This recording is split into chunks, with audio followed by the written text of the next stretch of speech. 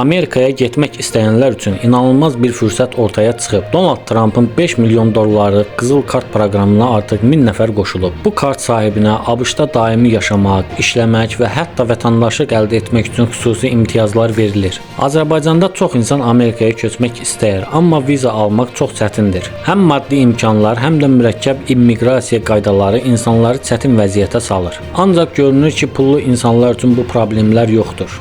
5 milyon dolları olanlar artıq rahat şəkildə Amerikaya gedir və yaşayış hüququ qazanırlar.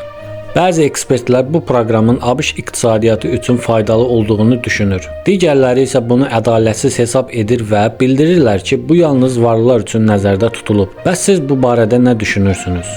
Pulun gücü ilə Amerikaya köçmək ədalətlidirmi? Sizcə Trump'ın bu planı immiqrasiya sisteminə müsbət təsir edəcək, yoxsa yalnız pullu şəxslərə fayda verəcək? Videonu bəyənərək bizə dəstək ola bilərsiniz. Ölkədə və dünyada baş vermiş hadisələrdən ilk xəbər tutmaq üçün kanala abunə olub bildirişləri açıq saxlayın.